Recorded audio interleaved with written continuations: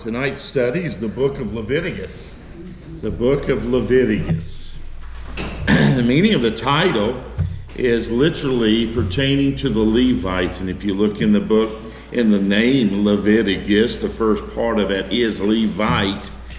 Okay, so it is the book that contains the divine instructions for the priest concerning worship and purification, the Day of Atonement, and holiness and redemption. If you've ever wondered where all the offerings and all the celebration, this is where you find it in the book of Leviticus. Number two, the purpose of Leviticus. And now just to remind you that the book of Genesis is a record of man's sin and condemnation. Remember, it has to do everything with the flood. The book of Exodus is the record of Israel being led out of Egypt and out of the slavery to Mount Sinai in a covenant relationship. The book of Leviticus, the third book, teaches how fallen man can have fellowship and communion with a holy God. Without an adequate understanding of the offerings established in Leviticus, one will not understand the significance of the cross of Christ. There is more that's happening in the cross, and sometimes I think that we can understand or recognize that ultimately what God was doing was portraying this, laying this all out as a way of pointing to the cross so that when Jesus died upon it, they would at least recognize it. To their failure, Israel did not. Some did, but most of Israel did not. Number three, there are some important words that are found in the book of Leviticus. Holiness is the first one. Holiness. Second one is blood. You will see a lot of blood, sacrifice, and things like that. And thirdly, fellowship. This book is a manual of worship. Manual of worship. Not just, what songs are we going to sing, what homily, what's going to be taught, but literally how evil man, corrupted man can worship a holy God, have that relationship. So just a brief outline of the book. Number 4, letter A is the offerings, chapter 1 through 7. Letter B, the priesthood, chapters 8 through 10. Letter C, the clean and the unclean, chapters 11 through 15. Letter D, the atonement, chapter 16.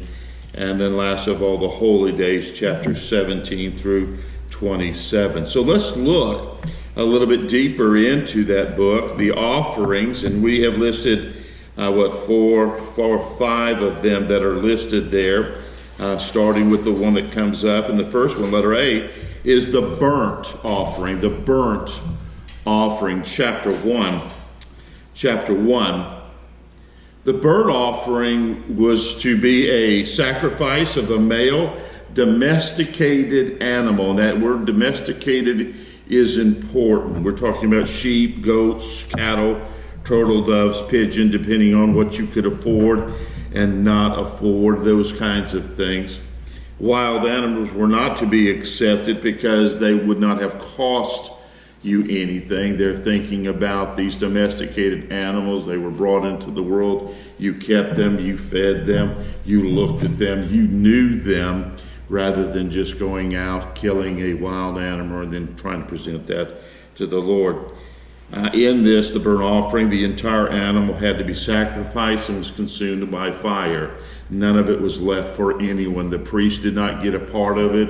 The patrons did not get a part of it. It was totally consumed. That's the reason why it's called a burnt offering. In fact, really, when I say that, there was one portion, I think it was the hide that was kept for the priest, but everything else was burnt and consumed. We see, again, remember we said that ultimately this is pointing in a picture toward Christ, and we see the fulfillment of Christ is that it is a complete dedication of one's life to God, as that burnt offering is totally consumed for God. Then Christ also dedicated his life totally to God. Letter B is the meal offering. the meal offering. You'll find it in the King James Version, meat, but it refers to meal. There was no blood involved in this sacrifice. Sometimes they would add things to it. Leaven and honey were not allowed to be added to it. However, a person could add oil, olive oil, and also frankincense was a type of herb. This portion was to be burned on the altar. Sweet smelling savor, we will hear that. That's that incense, and that's that aroma that rises to God. A portion would be given to the priest, kind of for their duty, kind of for their, hey, thank you for what you're doing. It was a type that they would call it, they would wave it before God. You also might see that as a wave offering. That's kind of the meal offering. The fulfillment of Christ is the absence of leaven, typifies the sinlessness of Christ. When we look at the scriptures, leaven over and over, both Old and New Testament, refers to sin. And so that's kind of what it talks about. Letter C is the peace offering. Peace offering, chapter 3. The procedure for the peace offering was the same as the burnt offering. There would be only a portion of it, though, that would be kept out. It was to be consumed by God, literally by the fire, everything. And it usually was the fat, some of the intro organs, and they were to be totally consumed by fire. However, there would be a portion left for the priest, and also the worshiper would get a portion of it too. And this implies that there was fellowship with God, because the worshiper now was free to eat meat that had been sacrificed to the Lord, in the same meat. And this was significant because according to the custom back then, not just in Israel, but just really amongst all people, that if you ate with someone, you could not be that person's enemy. That if somehow you did not know a particular person was your enemy out there and you sat down to have a meal with them, then that person was no longer considered an enemy. And so that idea came over also, especially as it deals with God. If we could eat together, then God was no longer looking at us as an enemy, or the people of Israel as an enemy, and they could look at God being an enemy. The fulfillment of this in Christ is that we have peace with God through him. So he is a fulfillment of that. Letter D is the sin offering. The sin offering. And you would think, well, all of them are deal with sin offerings. Well, yes, but this is specifically dealing with the sins of an unintentional sin. There are 3 types of sin offerings that require this offering. We listed those here. Number 1, refusing to disclose information or facts as to a witness to a crime. You say, well, how is that unintentional? Well, if you didn't give that information and you realize that you saw something could get somebody in trouble and you didn't, then you would have to give this as a sin offering. Number 2, coming in contact with an unclean thing. And we're going to find out what an unclean thing is later on in the book, but anytime contact with that. Number 3 is making an evil promise or promising to do something good and failing to do it. So whether you forgot that Christ's fulfillment is found in that Jesus was made sin for us, and so he bore our sins. The last one is the trespass offering, a trespass offering. Here the worshiper has to make restitution to those that he is wrong. If your bull got out of pen and gored someone, then the life of the bull would be taken. You would have to make restitution. If something happened accidentally and a woman was pregnant and through the injuries lost her child, there would be a restitution to that. You think, well, how much is that? But that was the idea of the trespass offering, and restitution was to be given to that. Jesus is the fulfillment of the fact that he is the one who is our trespass offering. He's the one that literally made restitution to us. So those are the offerings, and you'll see those throughout the first 7 chapters. Number 2, Roman numeral 2, is the priesthood. And that's chapters 8 through 10. And this is for Aaron and his son, who are the priests. It was special to them that they had to do certain things. They were to wash, wear special robes, and be anointed with oil before they could come and come to sacrifice. And there was a twofold responsibility. Before we get into those, remind you that last time we were in Exodus, there was, hey, here's the priest outfit. There were certain things that they would wear, a belt and the outer garment and a tunic and the breastplate and all the jewels that would be in it. So they had to wear special things. And before they would put that on, remember there was the laver of water, the bronze laver, where they would wash themselves, make sure that they're... And again, it was all the idea that God was trying to say, hey, if you're going to come to my presence, you need to be clean. Not just physically clean, but spiritually clean. And again, this is where the Israelites, and I wouldn't say just the Israelites, we have a tendency of doing the same thing too with some of the rituals and some of the images that we have about Jesus, especially the cross. Anytime you see a cross, you say, oh, it's something special. Remember when it was when 9/11 happened, there was a steel beam that fused itself, looked like a cross, and there is God involved with that. So was God involved in that in the sense that he knows what's happening? Was there a protection? Yes, but God works out his sovereign plan. We do have a tendency of going from the sublime to the ridiculous and pushing the envelopes.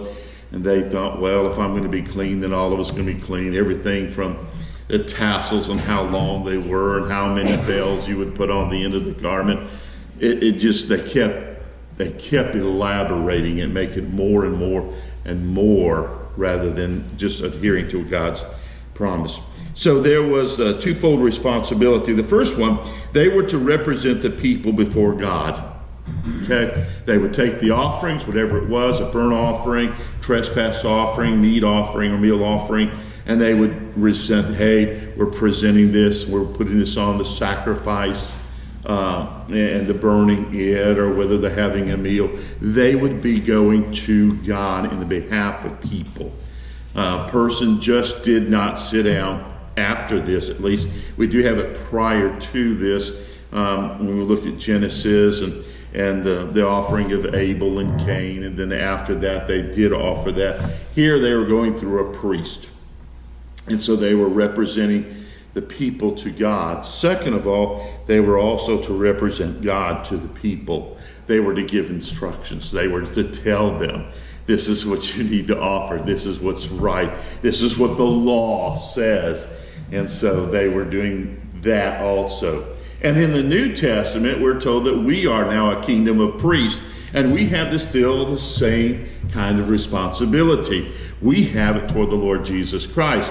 We represent man before God. In fact, we just did that in our prayer time. We went before the Lord in the behalf of these and the others that we have prayed for. So we represented man before God. And then in our witness, we are representing God before people. We are sharing with them, here's the truth, here's what the Bible says, and sharing the gospel. Here's what we are to live like. So we are doing a dual purpose priest as they did also. So understand that while they did that, we get our understanding of what we're supposed to do from them. Roman numeral 3, very brief, is clean and unclean, chapter 11 through chapter 15.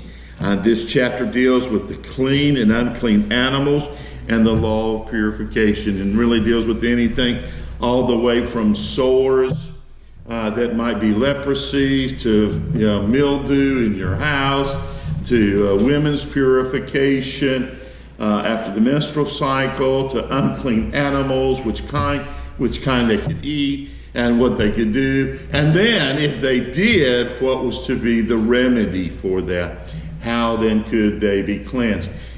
When they talk about being cleansed, we're talking about being purified so that they could come again before the Lord. to touch something that was dead, I would be considered unclean, and there were certain things that I would have to do, a certain time that I would have to wait before then I could come and go to the tabernacle and later on the temple to worship. And so we have this list of those things, and we see a lot of it. And we're going to see about how that, polyester and cotton are not to be put together and all of that kind of stuff. So, but we do have this now, a list of the things that are clean and unclean and how we are to be purified. Number four is the atonement, chapter 16. And as we wrote here, the day of at one-ment. And that's what atonement means, to be at one with Israel. Is the most important holy day, for it is on this day that God dealt with all the sins that had not been covered during the year. We're not talking about, we're talking about those that are unintentional, just haven't been dealt with, for whatever reason, forget. It's just really saying, here's the sins, here's the things that we have done, and we need to get right with God. And so, for it is on this day that God dealt with all the sins that have been covered. The Day of Atonement was observed once a year. Yom Kippur, if you've ever heard of that, that's the Day of Atonement. The people were to stop working, and they were to have a deep sense of sin and sought forgiveness of God. It wasn't so much the specific sin, like, well, I said that bad word that day, but it was the fact that, hey, I am sinful. I am not what I need to be. If you remembered it, then fine, but if your whole year went by and you did it on the first day of the second month of the year, you may not remember that, but you also understood, I am sinful, I need to get right with God. And so there was a ceremony where the high priest would wash himself, set aside his regular priestly garment, put on a white linen garment. He would then offer a bull as a burnt offering for his sins and the sins of his family. And then he would go in, and just outside the holy place, he would come and offer 2 goats, or he had 2 goats with him. One was to be a burnt offering sacrifice. He would kill that one. The other one was called the scapegoat. What they would do is they would take one of the animals, bleed them, take that blood, go into the Holy of Holies, fling that blood all over, and it was a way of saying something had to die because of the sins. Forgive us. And then what would they do with the scapegoat? He would take and lay his hands on the head of the scapegoat, confess the sins of Israel, what they had done as a nation, and then they would let that goat go out into the wilderness. And it was symbolizing that God was carrying the sins of Israel away. And so it would be set free out into the wilderness, and that's the reason why we call it the scapegoat, kind of the terminology that we have today. A little bit more elaborate, but that's just the crux of what you will find out on this Day of Atonement. And number 5 is the holy days. The holy days. Number 1, or letter A, is the Sabbath. The Sabbath, 7 days of the 7th day of rest. It was on a Saturday. No work was to be done on that day. No cooking, no cleaning, no farming, nothing of regular activities. As we know in the New Testament, if your ox was in the ditch, you could rescue it. But it was not to be any kind of regular working. You were to rest and worship God. Letter B is the Passover. Passover was once a year. It was again celebrated with the death of a lamb. The blood was a reminder of what God did in the Exodus and delivering the nation of Israel out of slavery and to bring them to freedom and for their country. Letter C is first fruits. First fruit. And that's the Sunday following the Sabbath, following Passover. It's the sheet for the first fruits have been given as a wave offering. Did not eat the fruit until after this day.